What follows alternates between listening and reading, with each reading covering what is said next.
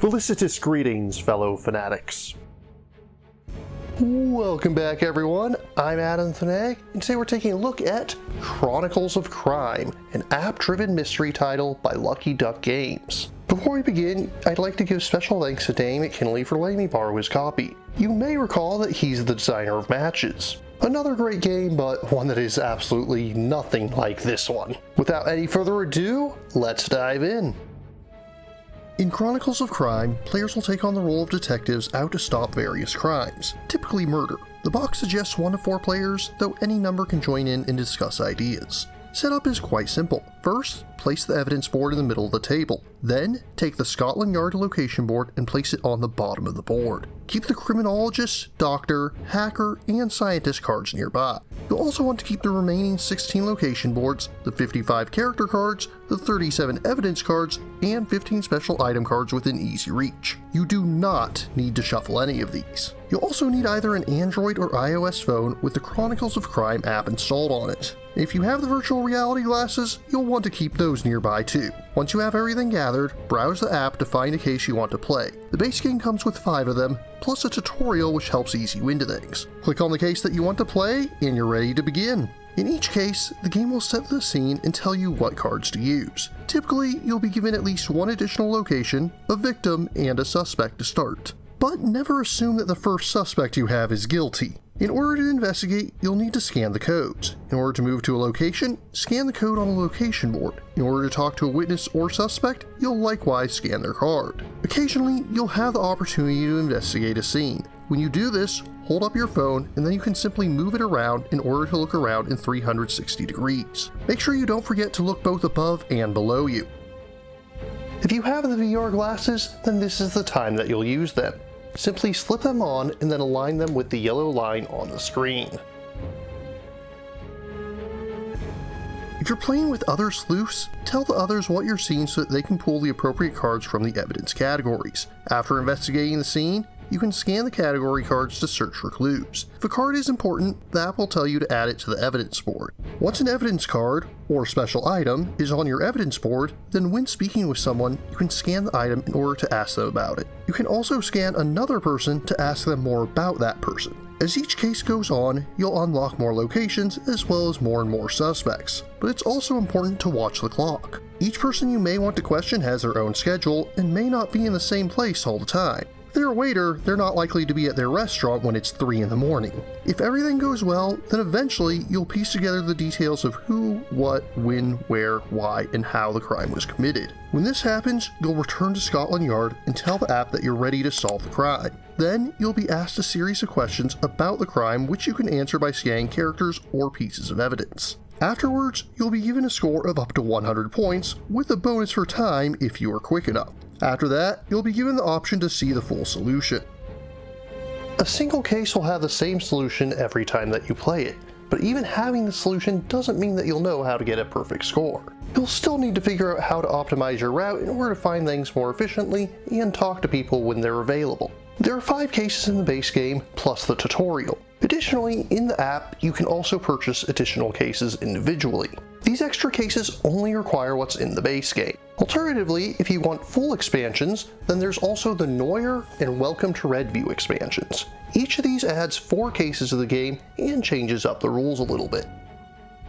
In either expansion, you won't need the base game's location, character, or item decks as they each come with their own. In Noire, you'll take on the role of a hard-boiled PI that's out to get the truth at any cost. Set in Los Angeles in the mid-40s, you don't have the same resources as a formal officer of the law, or the same limitations. Instead of being able to phone various professionals back at the station, you'll instead have the option to attempt to break into locations, bribe a suspect, tail them, or even rough them up. Of course, bribery costs money. You'll start each case with a set amount, though sometimes you'll be able to collect more as the case goes on. Your goal is still the same: interrogate suspects, collect evidence, and then return to your office to finally piece everything together.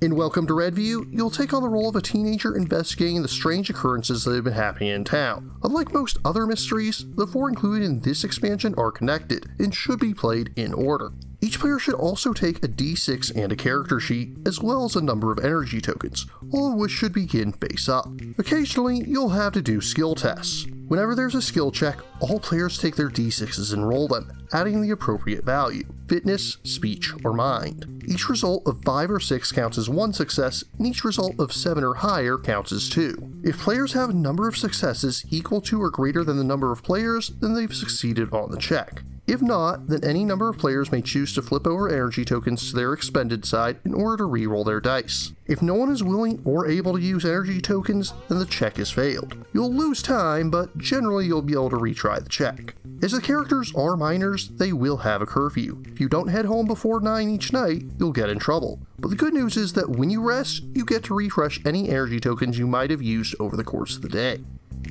Component-wise, there's not too much to talk about. Cards are of decent thickness, which is a bit surprising considering there's no need to shuffle, and they do have a smooth finish.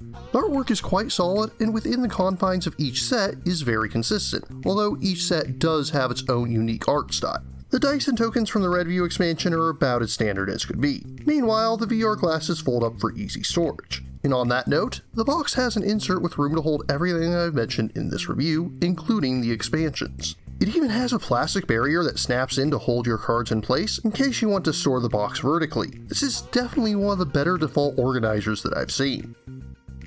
All in all, Chronicles of Crime is a fun title. It's not without its flaws, but the writing is solid and the cases are logically structured. It actually reminds me a lot of playing classic point-and-click adventure video games.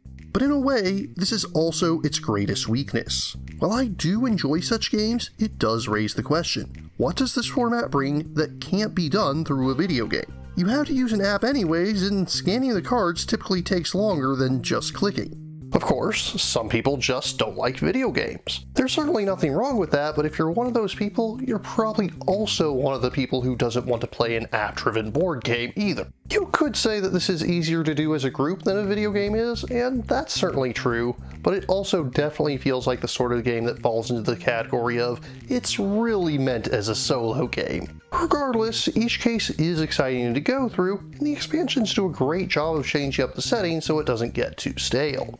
Although, on the subject of expansions, I really don't like the skill checks in Welcome to Red View. When game mastering, one of the first things you have to drill into your head is not to have your players make rolls unless they add to the game. If it doesn't make the game more interesting, they shouldn't be rolling for it. And frankly, the skill checks in this game simply don't add anything at all. All they inevitably do are waste your time both in the game and in real life, both of which leave a bitter taste in my mouth without making the game feel any more interesting. Didn't add anything in the way of real decisions. I know that a lot of what I've said has sounded critical, but despite this, I really did enjoy the game. I played a total of 6 cases, 7 if you count the tutorial, 2 for the base game and 2 from each expansion. And each case did feel pretty different from one another, despite all using the same basic system. And if you are a fan of those classic point-and-click adventure games, this one will probably get you feeling nostalgic for them. In conclusion, I find Chronicles of Crime to be worthy of a solid 7.1 out of 10. If you're interested in purchasing Chronicles of Crime, my first suggestion, as always, is to check with your friendly local game store to see if they can get it in stock. If you're unable to find it or simply wish to learn more, links are included in the description. But what about you? What do you think of Chronicles of Crime? What mystery-themed games do you enjoy? If you have any questions, remarks, or opposing points of view, leave them in the comments down below. And don't forget to like, share, subscribe, and ring that bell. And if you really enjoy my work, please consider funding my channel on Patreon. Until next time, farewell, fellow fanatics.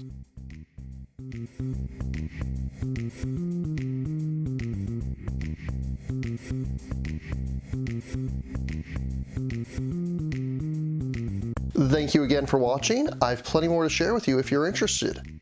You can click up here above my head to subscribe to my channel. You can click over here on my monitor to see the most recent video that I've worked on. Or if you prefer, you can click up here to open this mysterious vault and see what video that the YouTube algorithm has picked just for you.